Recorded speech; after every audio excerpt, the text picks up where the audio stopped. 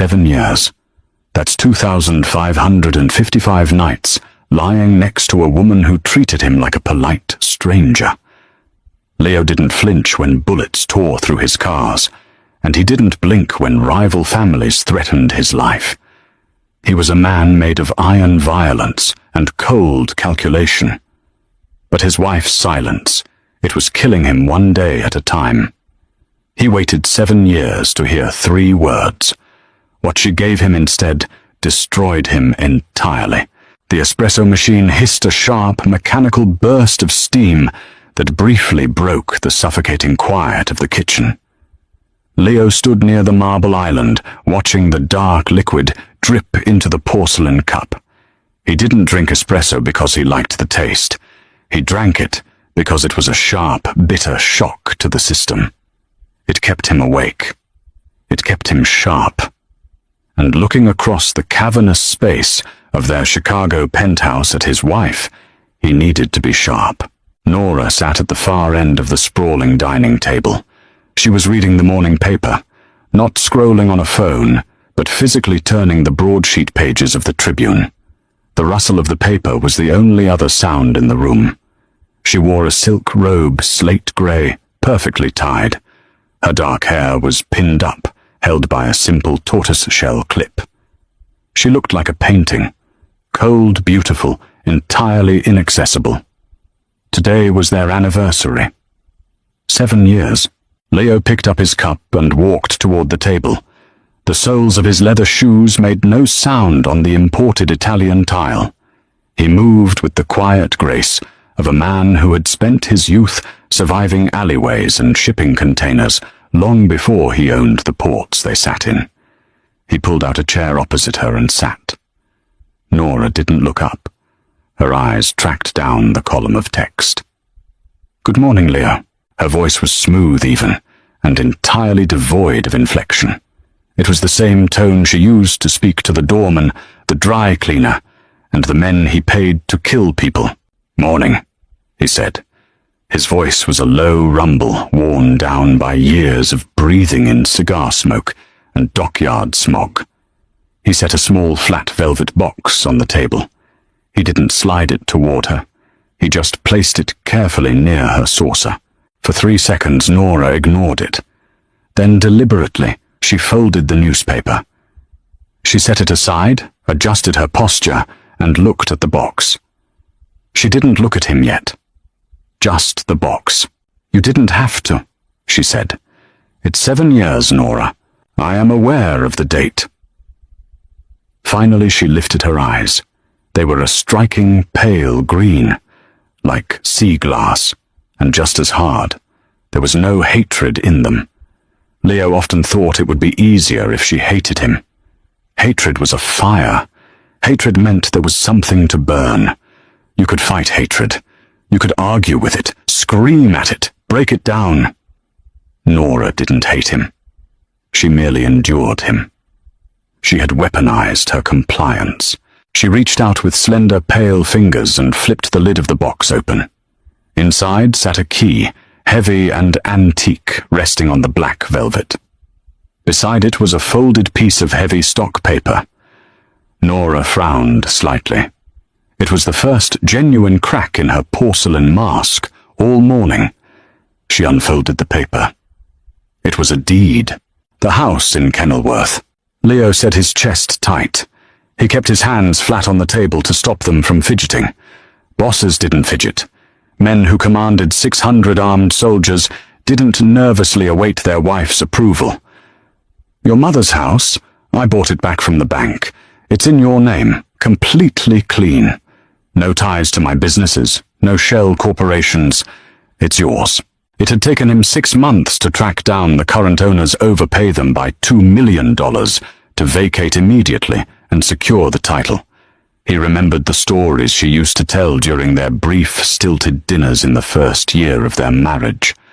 Stories of the garden out back, the oak tree, the way the light hit the sunroom.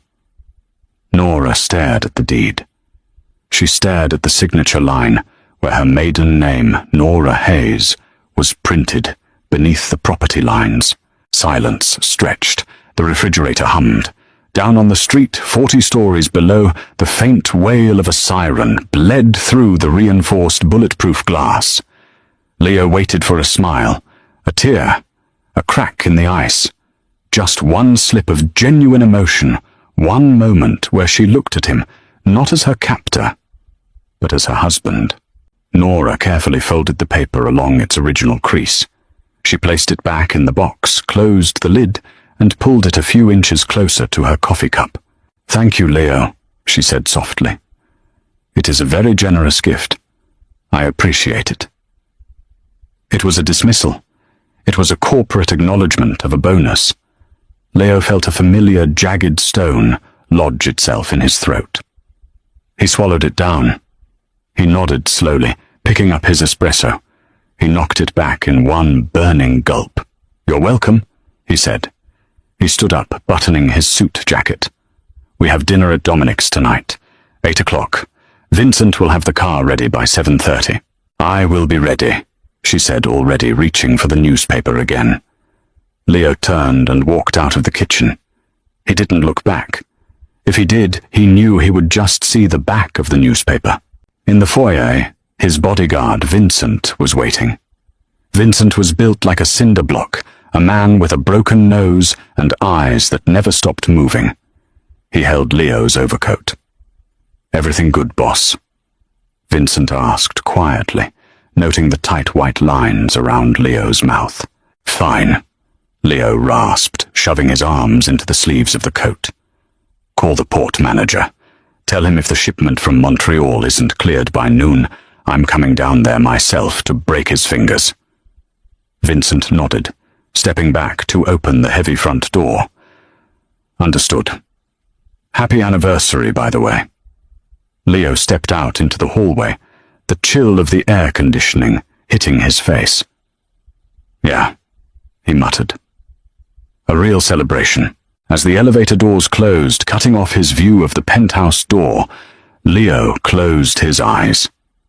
7 years.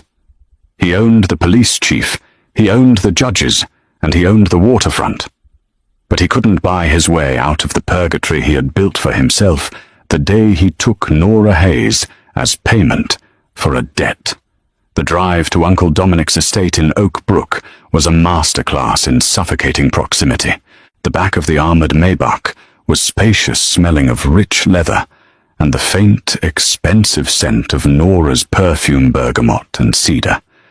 It was a scent Leo could identify in a crowded room, blindfolded. They sat on opposite sides of the wide seat. The armrest was down, a physical barrier between them. Nora watched the rain streak across the tinted window, the streetlights of the city blurring into long ribbons of gold and red. She wore a stunning, backless black evening gown. It clung to her perfectly, an armor of silk and thread. Leo watched her reflection in the glass. He wondered not for the first time what was going on in her head. "Dominic is going to push about the union contracts tonight," Leo said, breaking the silence. He needed to hear her voice. "He's getting paranoid in his old age, thinks I'm giving too much away to the Irish." Nora didn't turn her head. "And are you—" "No, I'm keeping them satisfied so they don't blow up our trucks. It's called logistics. Dominic only understands brute force. He understands what kept him alive this long," Nora replied evenly. Finally, she turned to look at him. "Do you need me to steer his wife away after dinner?" "Please. Maria will talk his ear off about the country club if you give her the opening. It'll keep Dominic from dragging me into his study too early." Consider it done. They operated like this. A perfectly synchronized machine. Nora knew exactly how to play the role of the devoted, powerful mafia wife. She knew the politics, the feuds, the delicate egos of the men who worked for him. She was an asset. She was brilliant, and she hated every second of it. Leo looked down at his hands. "You didn't have to wear the necklace." Nora touched the heavy string of diamonds resting against her collarbone. Another anniversary gift from their 3rd year. "It is expected," she said simply. "Dominic values displays of prosperity. If I come unadorned, he will assume your businesses are suffering. We cannot have him thinking you are weak. We. She said we, but she meant you. Leo closed his eyes, leaning his head back against the headrest. The memory of their wedding day flashed in his mind, unbidden and sharp. It hadn't been a celebration. It had been a transaction in a cold, echoing basilica downtown. Arthur Hayes Nora's father had been a pathetic sight, a man who had inherited a massive legitimate shipping company and gambled it all away at underground tables owned by the Rossi family. The debt was staggering. $9 million. Dominic had wanted to gut Arthur, chop him into pieces, and send him to his competitors in a meat crate. Leo had intervened. He had seen Nora once a year prior at a charity gala her father had hosted before the money ran out. She had been fiery laughing with friends, her eyes bright with a future she thought was secure. Leo, standing in the shadows of the ballroom, a man whose hands were already stained with blood, had felt a sudden violent pull toward her light. When Arthur was on his knees, weeping and offering anything to save his skin, Leo made the counteroffer. The debt is forgiven. The shipping company becomes a subsidiary of Rossi Logistics, and I take your daughter. He remembered the look on Nora's face when he went to her family home to explain the terms. He expected her to scream, to slap him, to run. Instead, she had just stared at him. She looked at her father, sobbing in the corner of the study, and then back at Leo. The light he had seen in her eyes at the gala was extinguished instantly, replaced by a cold, hardened glass. If I say yes, he lives, she had asked. He lives. He walks away, clear. Fine. I'll pack a bag. No tears. No begging. She had walked down the aisle of the basilica 3 weeks later, in a dress that looked more like a shroud, said, "I do," with a voice devoid of a soul, and signed her life away to a monster. Leo had been stupid enough to think he could change it. He thought that by being gentle with her, by never forcing himself on her, by giving her the world on a silver platter, she would eventually see that he wasn't like his uncle. He wanted to protect her. He wanted to give her the life her father had thrown away. But a cage is a cage, even if the bars are made of gold. "We're here." Vincent's voice crackled over the intercom, pulling Leo back to the present. The car pulled up to a massive wrought-iron gate that slowly swung open, revealing a sprawling stone mansion. Before the car even fully stopped at the portico, Nora's posture changed. The slight slump of exhaustion vanished. Her shoulders went back. The coldness in her eyes melted into a warm, practiced, and entirely fake brightness. Leo watched the transformation with a sickening mix of awe and despair. When Vincent opened the door, Leo stepped out into the light drizzle. He offered his hand to Nora. She took it, her skin cool against his. As she stepped out, she slipped her arm through his, leaning into his side, just enough to project intimacy. "Ready?"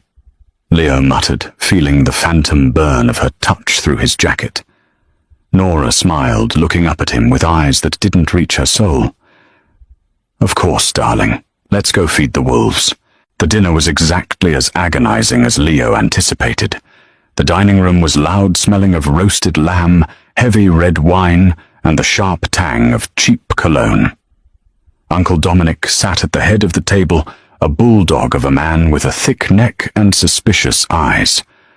"Leo." Dominic boomed, wiping grease from his chin with a linen napkin. "The docks. I hear the Irish are pushing for a bigger cut of the transit fees. Why haven't you cracked skulls?" The table fell silent.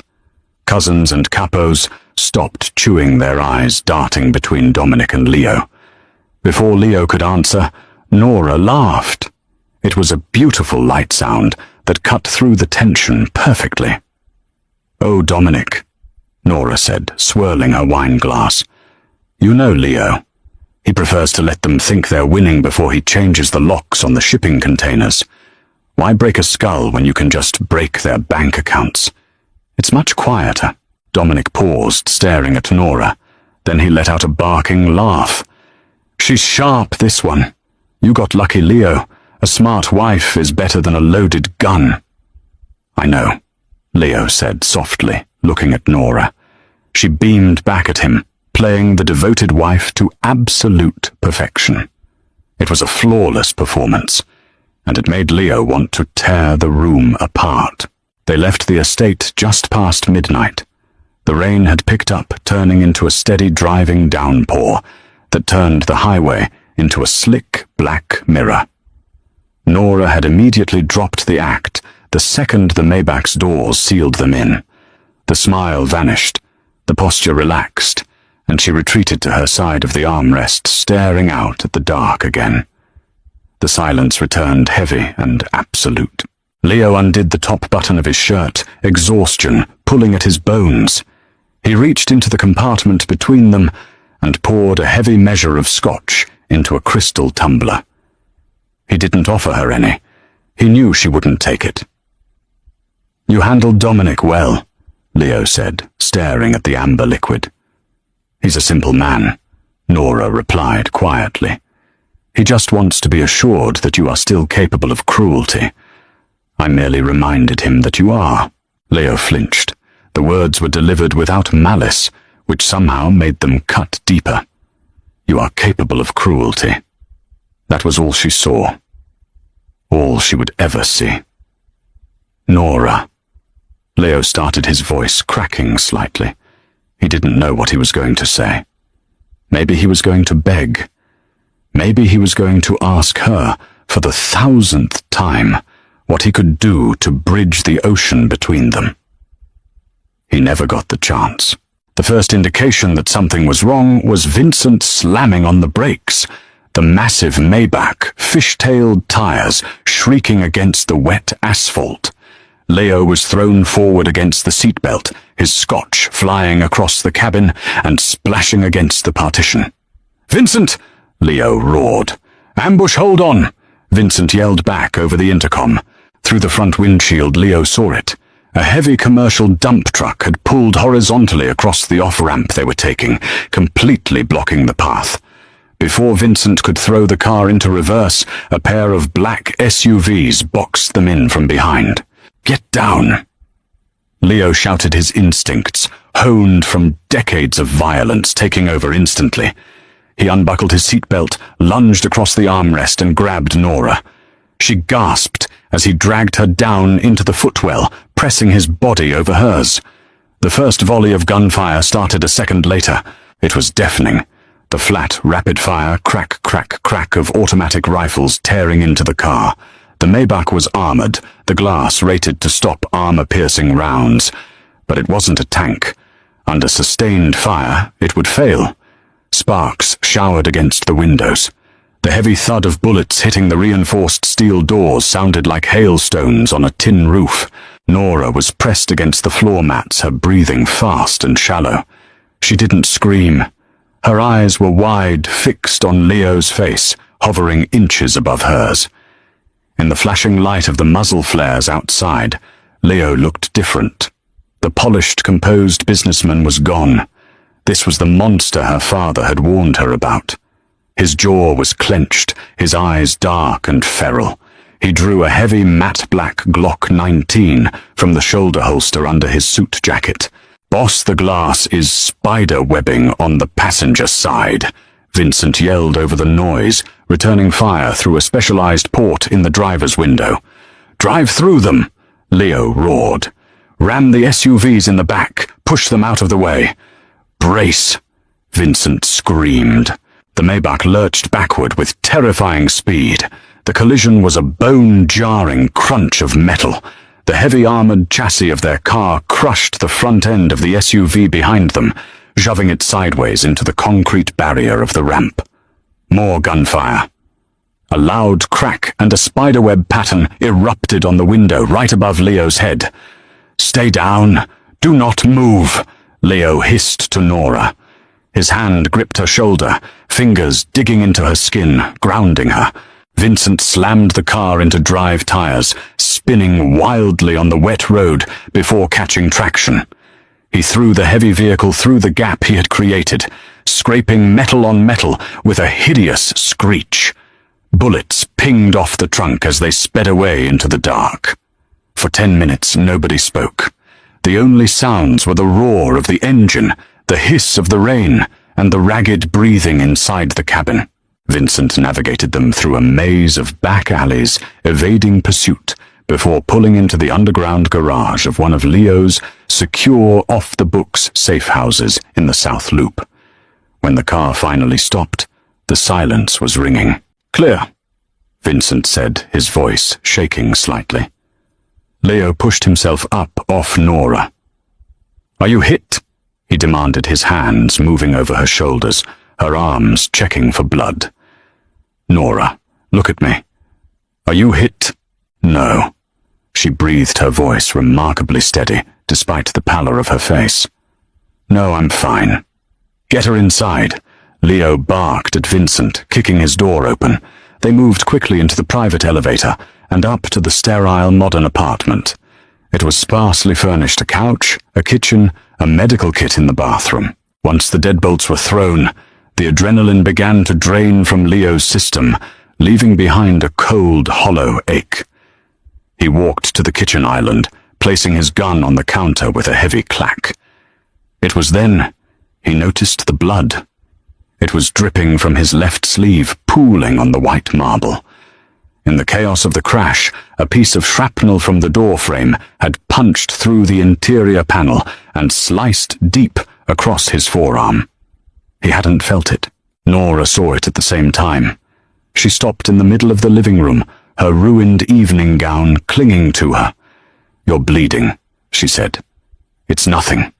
Just a graze," Leo muttered, grabbing a paper towel and pressing it against the wound. Nora didn't hesitate. She walked into the bathroom and returned a moment later with the heavy trauma kit. She set it on the island next to his gun. "Sit," she ordered. Leo sat on the bar stool. Nora stepped between his legs.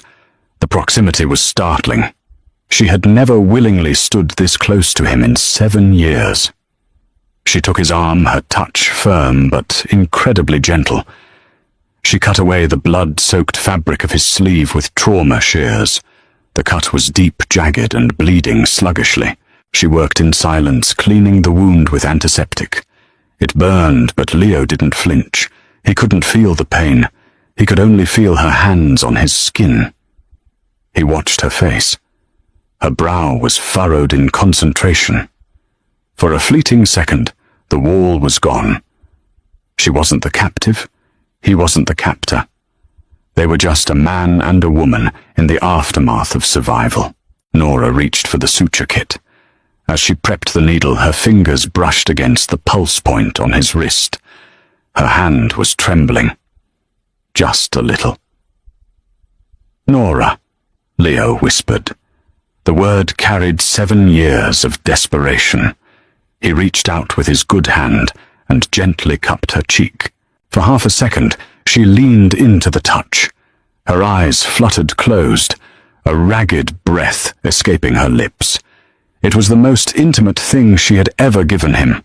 A crack in the ice, a glimmer of the woman beneath the armor. Leo's heart slammed against his ribs. "She's here," he thought. "She actually cares." Then her eyes snapped open. The wall slammed back down, thicker and higher than before. The green eyes froze over. She pulled her face away from his hand, as if he had burned her.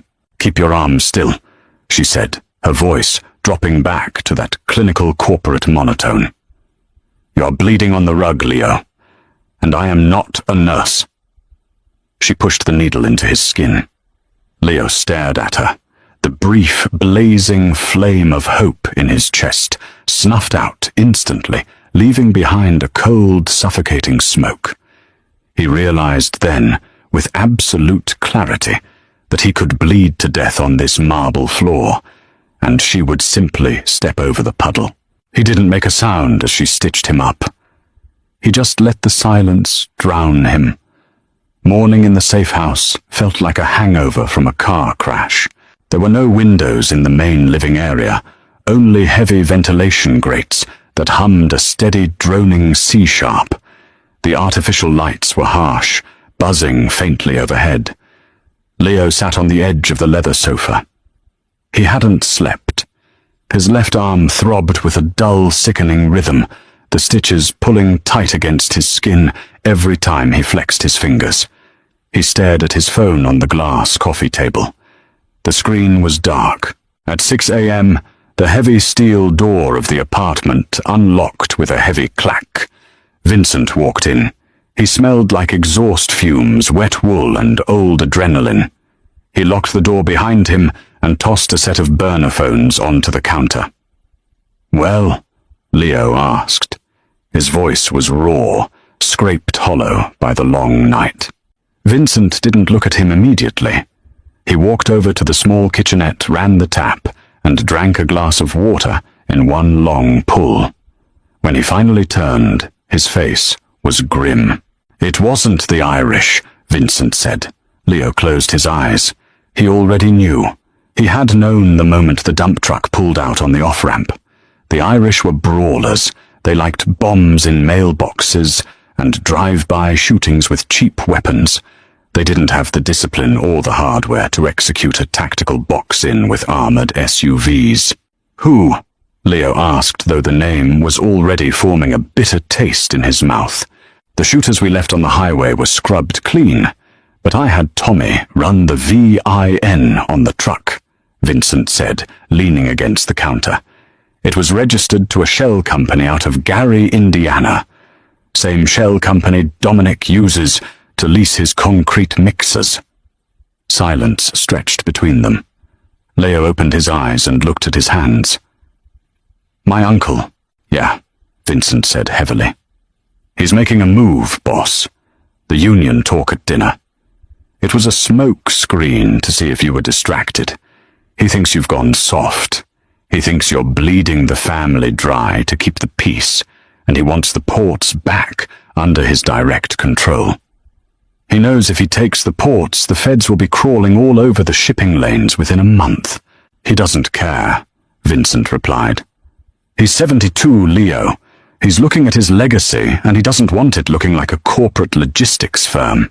He wants blood on the ledgers." Leo rubbed his face with his good hand. "Call Carmine. Tell him to pull the guys from the South Side warehouses.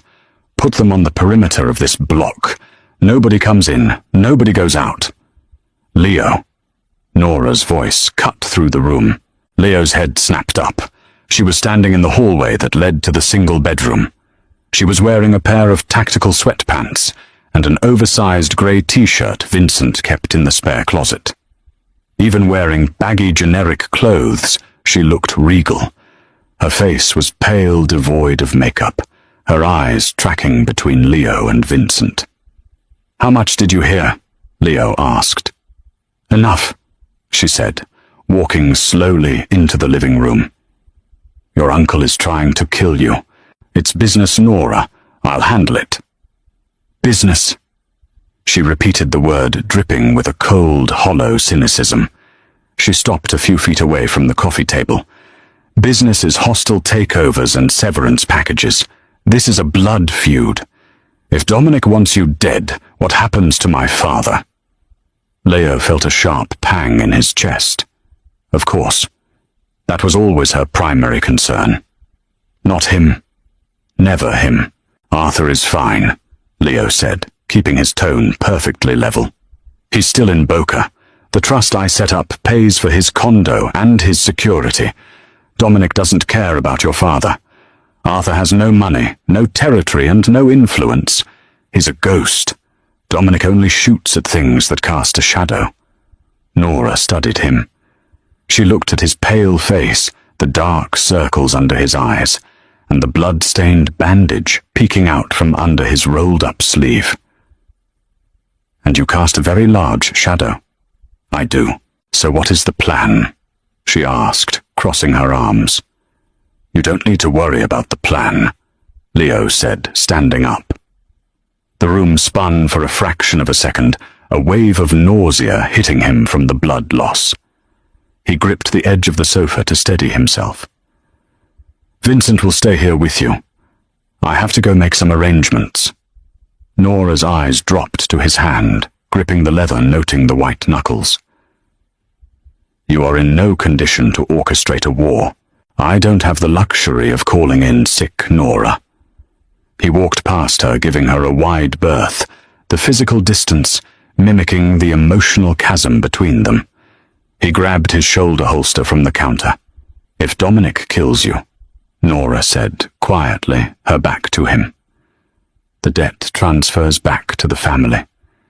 He will come for my father, and he will come for me." Leo stopped. He didn't turn around. He buckled the leather straps over his chest, the heavy Glock settling against his ribs.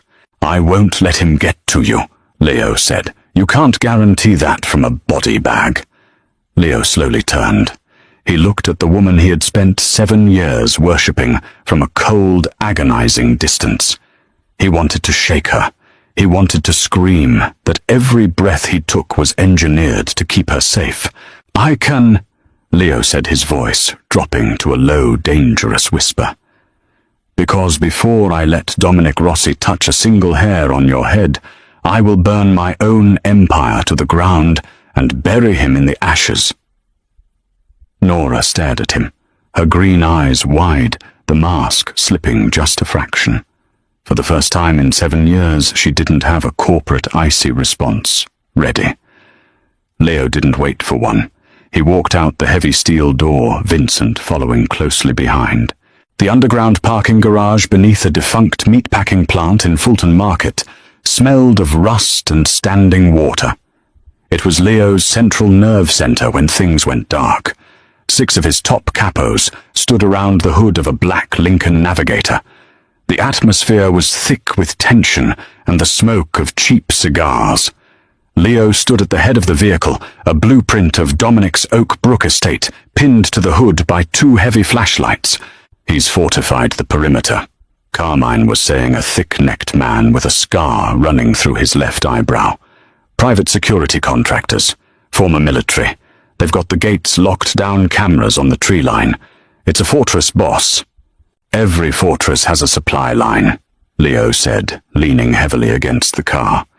His arm was a constant blinding fire now, but he ignored it. "Dominic relies on the weekly cash drop from the Southside numbers rackets. We intercept the drop car, swap the drivers, and drive right through the front gates."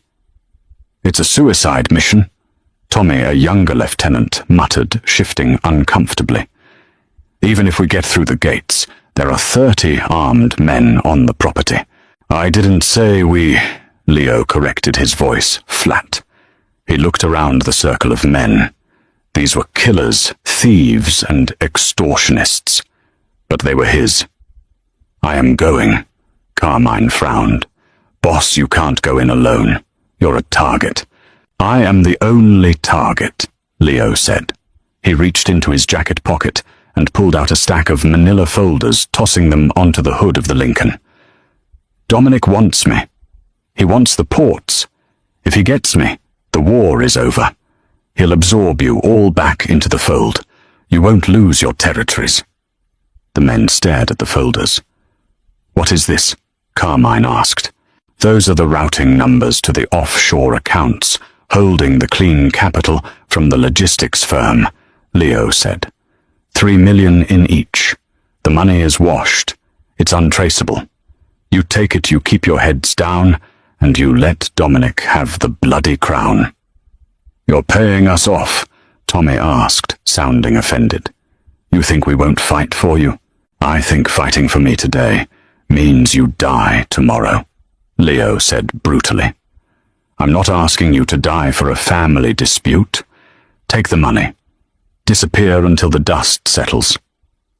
Leo looked at Vincent, who had been standing silently near the concrete pillar.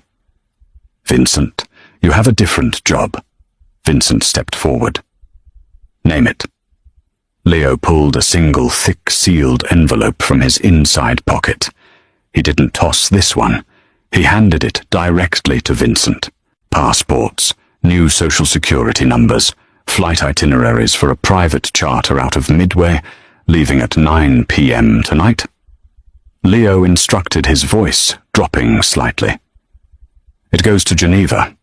From there, a private car will take her to a chalet in the Swiss Alps. The deed is in the envelope. So is a bank account routing number.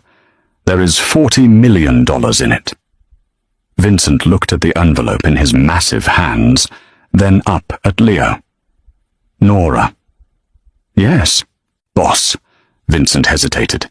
You're sending her away. I am giving her exactly what she has always wanted, Leo said, looking away from his friend. The ache in his chest was suddenly much sharper than the wound in his arm. Freedom. My uncle won't hunt her if I'm dead, and she's off the continent. She has no claim to the business. She's a ghost. And you, I'm going to Oak Brook. Vincent clenched his jaw. Let me come with you. No, your job is Nora. You get her on that plane, Vincent. You watch the wheels leave the tarmac. If you fail, I will haunt you. Leo didn't wait for an argument. He turned and walked away into the shadows of the garage, the sound of his footsteps echoing off the damp concrete. It took him an hour to get back to the safe house. When he unlocked the door, the apartment was quiet. Nora was sitting at the small kitchen table, a cup of untouched tea in front of her. She looked up as he entered. Leo walked over and placed the heavy sealed envelope on the table in front of her. What is this? She asked. Your exit, Leo said. He pulled out the chair opposite her and sat heavily. He was exhausted. So utterly, fundamentally exhausted. There's a passport in there. Flight details. Money. Enough money that you and your father will never have to think about a price tag for the rest of your lives. Nora didn't touch the envelope. She stared at it as if it were a bomb. I don't understand. Dominic wants a war. I'm not going to give him one. I'm going to end it tonight. But before I do, you are leaving. Her eyes flicked up to his face. You're going to kill him. I'm going to try. And if you fail, then I die. But either way, the debt is paid, Nora. Leo leaned forward, resting his elbows on his knees, unable to keep his posture perfectly straight anymore. 7 years ago, I bought your father's life for a price you never should have had to pay. I knew it was wrong. I knew you hated me for it. Leo, she started, her voice faltering. No, let me finish, he interrupted softly. I thought I could make you love me. I thought if I gave you everything, if I protected you, you would eventually look at me and see a husband, not a warden. I was stupid.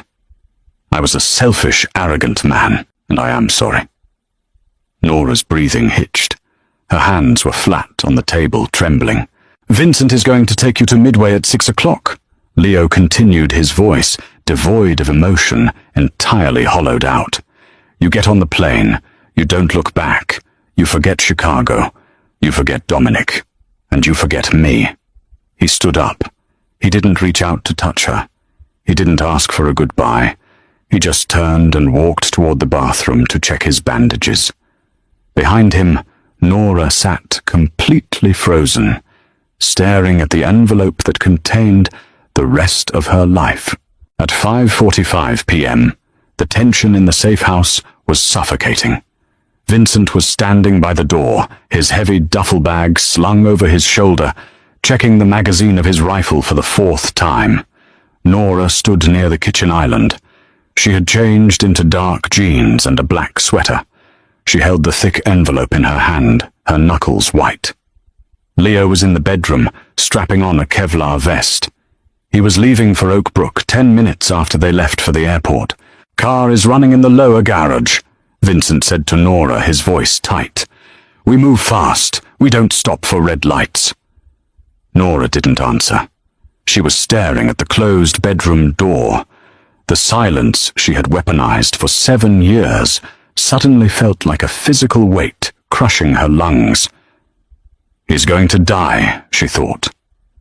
The realization wasn't an abstract concept anymore. It was a terrifying, immediate certainty. He was walking into a fortress alone so that she could fly away. She took a breath to speak, to call out his name, but the words died in her throat.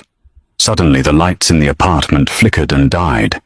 The heavy hum of the ventilation system ground to a halt, plunged into absolute pitch-black darkness. The silence lasted for exactly 2 seconds. Then the heavy steel door of the apartment exploded inward. The concussive blast threw Vincent backward over the sofa. The shockwave hit Nora like a physical blow, knocking the breath from her lungs and sending her crashing to the hardwood floor. Her ears rang with a high-pitched, agonizing whine. Through the smoke and the settling dust of the blown hinges, the harsh beams of tactical flashlights cut through the dark. "Clear the room. Find the boss," a voice barked. Dominic's men. They had found the safe house. Gunfire erupted. The deafening staccato roar of automatic weapons chewed through the plaster walls, shattering the glass coffee table into a million lethal shards. Nora curled into a ball on the floor, covering her head, terror paralyzing her limbs. She couldn't breathe. She couldn't see. A heavy hand grabbed the back of her sweater. "Move!" Leo's voice roared over the gunfire. He hoisted her to her feet, his body positioned entirely between her and the doorway. He fired his Glock blindly into the smoke, the muzzle flashes illuminating his face, hard, desperate, terrifying. Crack, crack, crack. Vincent was up, returning fire from behind the overturned sofa, his heavy rifle tearing chunks out of the doorframe. "Go, boss, get her to the panic room, I'll hold them." "Don't die here, Vincent," Leo yelled. He shoved Nora hard down the short hallway toward the bathroom. The apartment was a slaughterhouse of flying debris. Plaster rained down on them. A bullet whizzed so close to Nora's face, she felt the heat of the displaced air. They reached the bathroom. Leo kicked the door shut behind them, slamming the deadbolt. It would buy them 10 seconds. He ripped down the large mirror over the sink, revealing a heavy steel keypad set into the concrete wall. He punched in a 6-digit code with bloody fingers. A section of the wall hissed and popped open, a reinforced panic room, barely large enough for 2 people designed to withstand a siege. "Get in!" Leo ordered, grabbing her arm and shoving her toward the dark opening. Bang, bang, bang! Heavy rounds began tearing through the bathroom door, splintering the wood. Nora stumbled into the dark, cramped space. She turned, expecting Leo to follow her in. Instead, he stood in the doorway of the panic room, looking back toward the disintegrating bathroom door. He raised his gun, firing 3 precise shots through the splintering wood. A man screamed on the other side. "Leo, come on!" Nora screamed, her voice cracking the panic, finally breaking through the ice. The bathroom door gave way. 2 men in tactical gear shoved through the frame. Leo fired, dropping the first man with a shot to the chest, but the second man was already raising a shotgun. Time slowed down. Nora watched in paralyzed horror as the muzzle flashed. The blast hit Leo on the right side of his chest, just above the Kevlar vest. The impact picked him up and threw him violently backward into the panic room. He crashed onto the steel floor, a heavy, lifeless weight, his gun clattering away into the dark. "Leo!" Nora shrieked. The second gunman stepped toward the open panic room door, racking the pump of his shotgun. Adrenaline, pure and blinding, flooded Nora's system. She didn't think.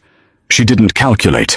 She dropped to her knees, grabbed the heavy steel handle of the panic room door, and slammed it shut with every ounce of strength in her body. The locking mechanism engaged with a heavy hydraulic thud, just as the shotgun blasted against the other side, shaking the steel wall but failing to penetrate.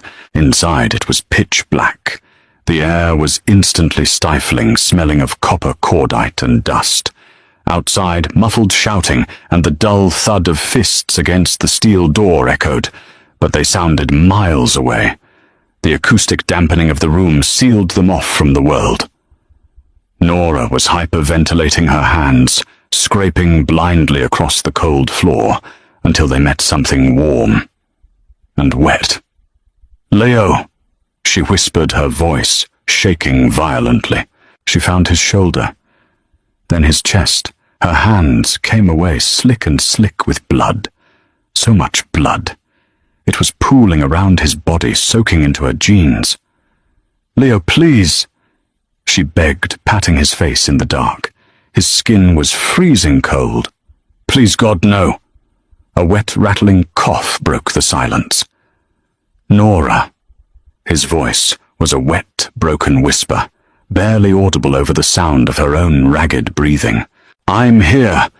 She sobbed her hands, frantically pressing against his chest, trying to find the source of the bleeding, but it was everywhere. "I'm right here.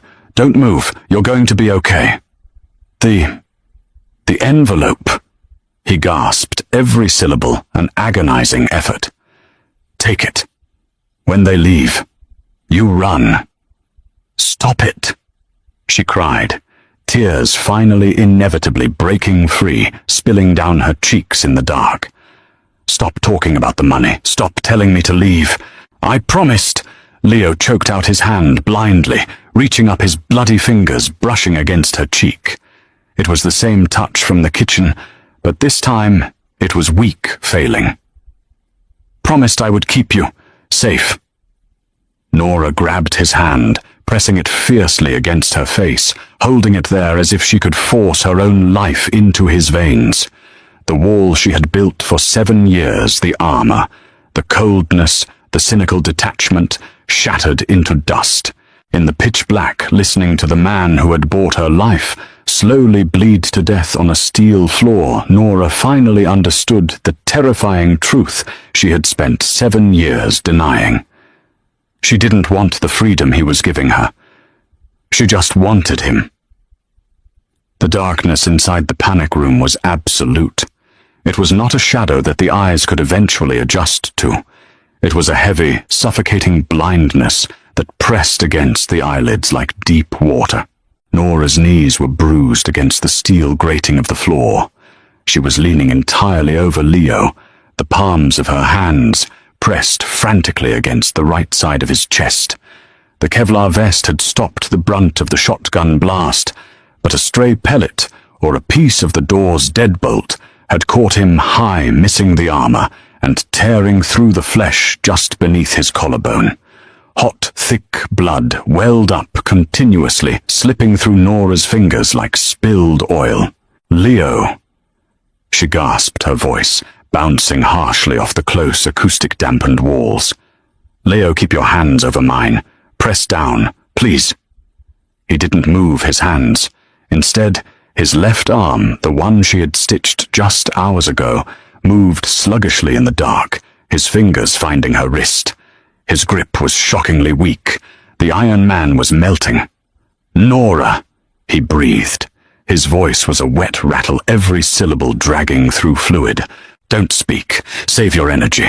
Vincent is going to kill them, and then he's going to get the door open. You just have to hold on. Listen to me." His fingers tightened around her wrist, a final, desperate burst of authority. "Behind you. On the wall. Feel for the keypad." Nora kept one hand pressed to his chest, terrified to release the pressure, and blindly reached backward with her other hand. Her fingers brushed against cold, flat steel. She swept her hand upward, her knuckles catching on a small, recessed plastic box. "I feel it," she choked out, fighting the urge to sob. Panic was a wild animal clawing at the inside of her throat. "Type 902. He coughed a violent, full-body spasm that sent fresh hot blood rushing over Nora's palm. He groaned a raw sound of pure agony. 902, the floor hatch. "What floor hatch?" "Drops down into the maintenance tunnels," Leo rasped. His breathing was growing faster, shallower. "Follow the red pipes. They lead to the sewer grate on On Kinsey Street. Take the envelope. Walk away." Nora froze. The realization hit her with the force of a physical blow. The panic room wasn't just a vault, it was an escape chute, and it was built for one. "No," Nora said. Her voice dropped the hysteria, suddenly replaced by a chilling clarity. "No, I am not leaving you here. You have to," he whispered. His hand slid from her wrist, moving up to touch her face. His thumb smeared wet blood across her cheekbone. "They have thermal lances. They'll cut through the door. It takes 10 minutes. I'm already dead, Nora. Don't die for a ghost."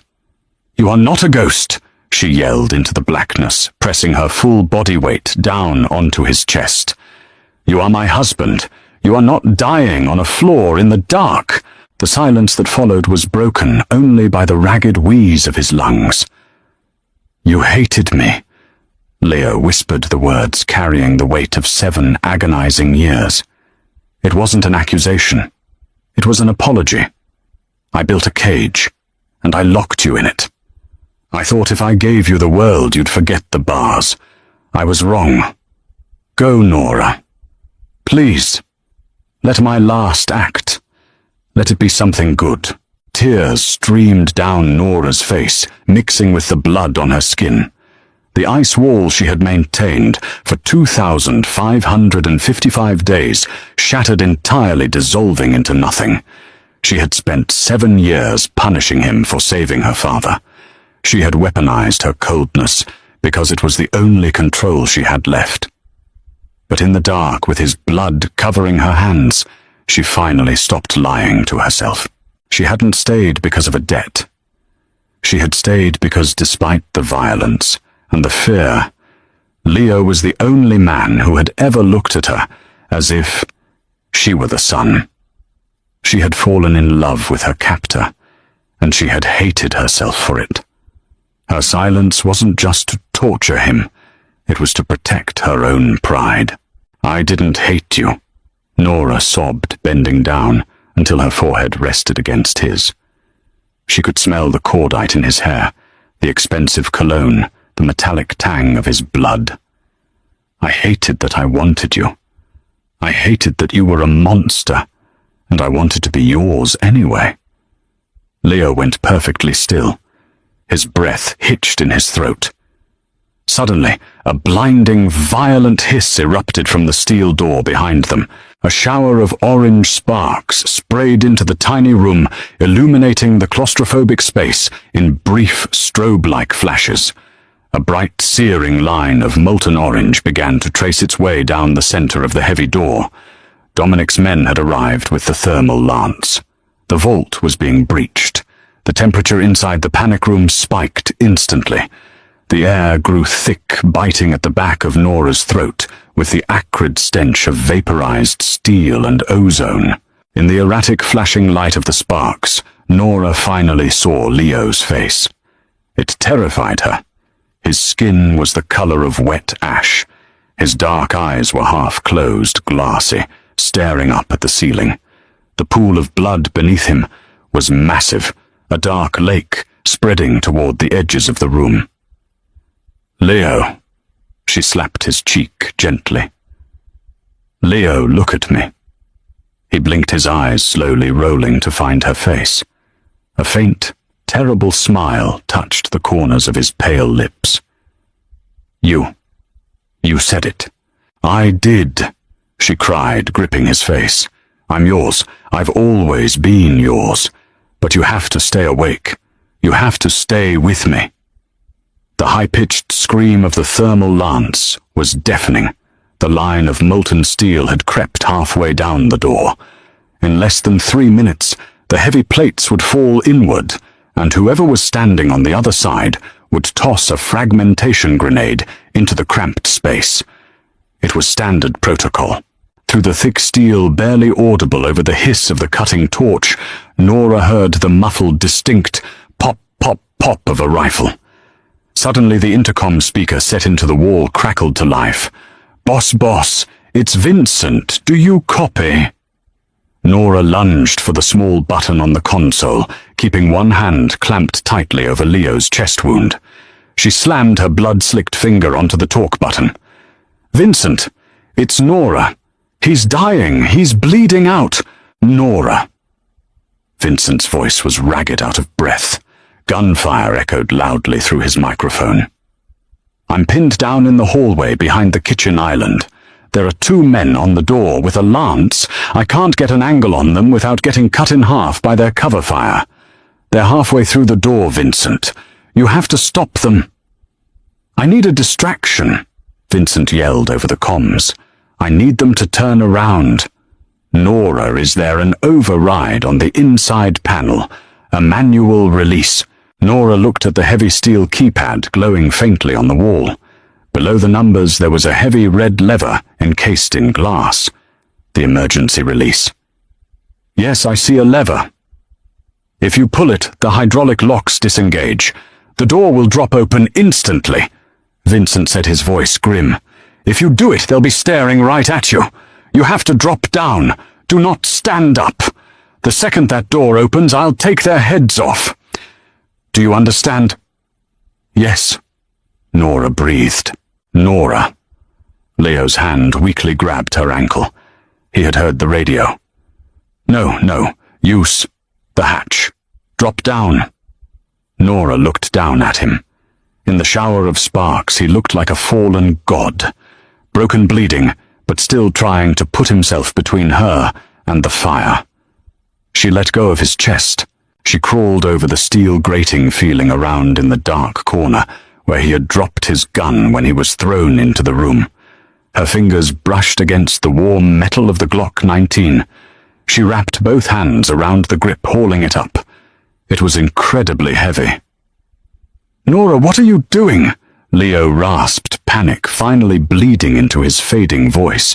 Don't, she crawled back to him. She leaned down and kissed him. It was a desperate, bloody collision of lips. The taste of copper and salt filled her mouth.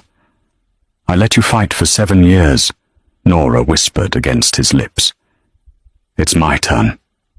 She turned toward the door. The molten line of the thermal lance was only inches from the floor now. The steel was glowing cherry red, radiating a brutal heat that blistered the skin on her forearms.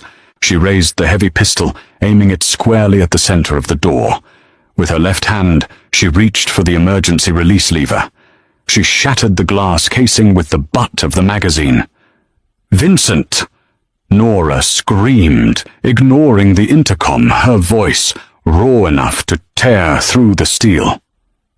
"Now." She pulled the lever. The hydraulic pressure released with a massive, deafening thoom. The locking bolt snapped back into the frame. The heavy steel door, its structural integrity compromised by the thermal lance, didn't just open it, blew violently outward, collapsing into the ruined bathroom under its own immense weight. Smoke, thick and choking, immediately billowed into the panic room. Through the grey haze, Nora saw 2 men in heavy tactical gear spinning around in shock, the thermal lance dropping to the tiles. Nora didn't hesitate. She didn't flinch. She squeezed the trigger of the Glock, the recoil snapping her wrists back violently. She fired 3 times into the smoke. One of the men grunted a bullet, catching him in the shoulder, spinning him off balance. That fraction of a second was all Vincent needed. From the hallway, Vincent's rifle roared. It was a merciless, sustained burst of fire. The 2 men at the door jerked violently as heavy-caliber rounds tore through their armor, throwing them backward against the shattered bathroom sink. It was over in 3 seconds. Nora dropped the gun, gasping for air, as the cool draft of the apartment rushed into the stifling heat of the panic room. "Vincent, get the medkit now." She spun back to Leo. He was staring at her, his eyes wide with a mixture of awe and absolute terror. But as Vincent moved to breach the bathroom, one of the men on the floor, the one Nora had clipped in the shoulder, twitched. His hand, still gripping a compact submachine gun, spasmed against the trigger as his body went into shock. A single erratic burst of gunfire ripped upward. 3 bullets shattered the ceiling tiles. 1 bullet ricocheted off the doorframe. The last bullet found its mark. Nora felt a sudden massive impact punch into her lower back. It didn't feel like a bullet. It felt like a sledgehammer swung with terrifying force. The kinetic energy threw her forward, slamming her hard against the steel grating next to Leo. All the air was violently expelled from her lungs in a hollow gasp. For a second, there was no pain. Just a bizarre, floating numbness. Then Vincent stepped over the threshold, putting a final point-blank round into the twitching man's head. The apartment fell completely, utterly silent. "Clear!" Vincent roared, throwing his rifle on a sling and rushing into the panic room. "Boss, let's get—" Vincent froze. Nora was lying on her side, her face inches from Leo's. She was staring at him, her green eyes wide and unfocused. Her breathing was a shallow, rapid stutter. Beneath her, a new pool of blood was forming entirely distinct from Leo's, spreading rapidly across the steel floor. "Nora," Leo whispered. The numbness shattered, a wave of agony so absolute and blinding that it whited out her vision, ripped through her abdomen. The bullet had entered just above her hip, tumbling erratically through her organs before exiting through her stomach. "No," Leo gasped. The Iron Man, the untouchable boss of Chicago, let out a sound that wasn't human. It was the primal, shredded howl of an animal being torn apart. No, no, no. Ignoring his own catastrophic wound, ignoring the tearing of his flesh and the screaming of his nerves, Leo dragged himself across the grating. He pulled Nora into his lap, his bloody hands desperately clutching at her waist, trying to find the wound, trying to plug the holes. "Vincent!" Leo screamed, tears carving clean lines through the ash and blood on his face. "Vincent, call a chopper. Call Carmine. Get a fucking doctor." Vincent was already on his knees, ripping open the trauma kit, his hands shaking violently as he pulled out hemostatic gauze. He pressed a massive wad of it against Nora's stomach. Nora cried out, a weak, broken sound as the pressure hit the wound. "I got you, I got you," Leo chanted, frantically, rocking her slightly. He buried his face in her hair, kissing her forehead, her cheeks, her nose. "Stay with me. The medics are coming. You're going to be fine. You're going to use that envelope, Nora. I'm going to put you on that plane." Nora's head lolled back against his arm. The pain was fading, now replaced by a deep, heavy cold that was seeping into her bones. The edges of her vision were turning grey. She looked up at the ceiling of the panic room. Then she looked at Leo. He was weeping. Openly, violently weeping. The mask of the Mafia boss was gone. The cold calculation was gone. He was just a man holding the only thing he had ever truly loved, watching it slip through his fingers. Nora raised her hand. It felt incredibly heavy, as if she were moving it through wet concrete. She placed her palm against his jaw, her thumb brushing away a tear. "Don't cry," she whispered, her voice barely a breath. "I'm sorry," Leo sobbed, grabbing her hand and pressing it fiercely against his cheek. "I am so sorry, Nora. I never should have brought you into this. I never should have touched you. This is my fault.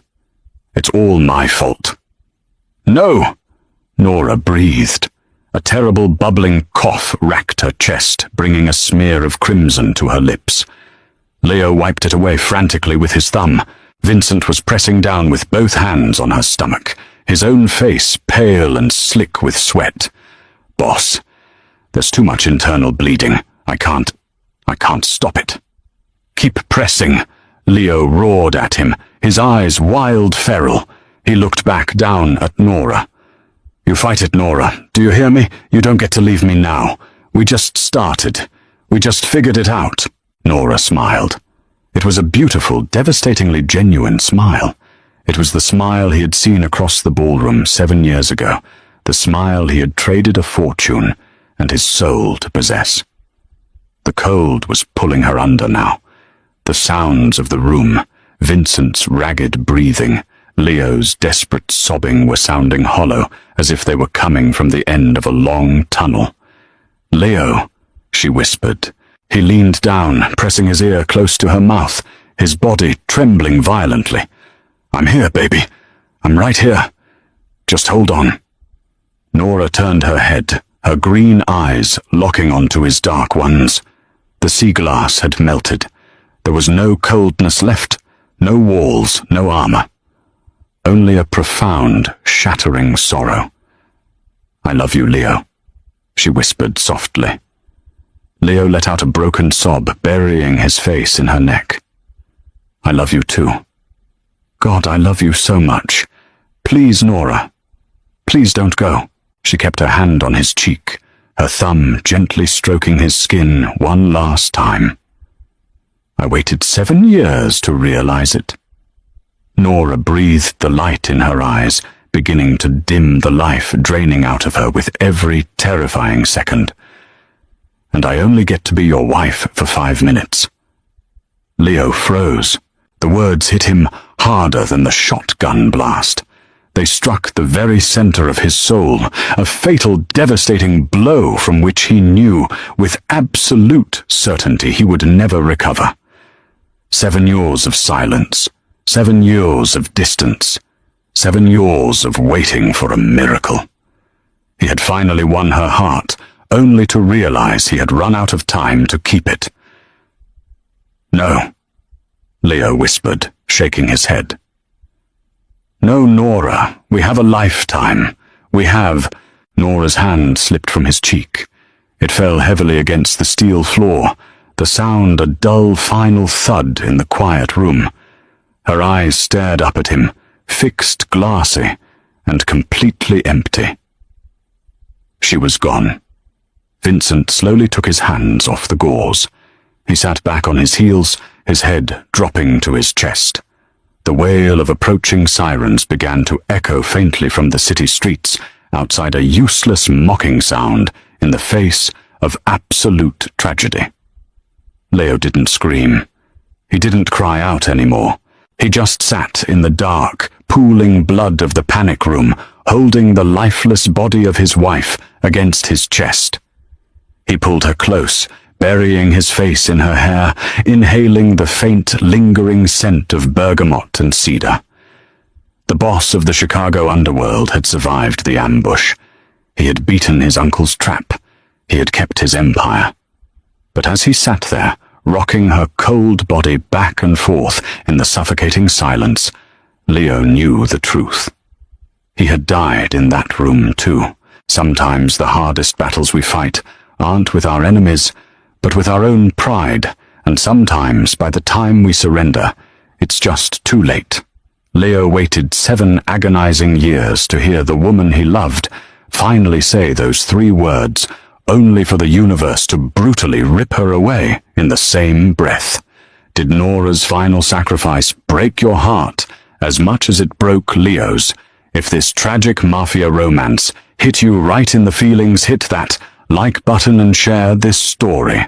Subscribe and drop a comment below. What would you have done in Nora's place?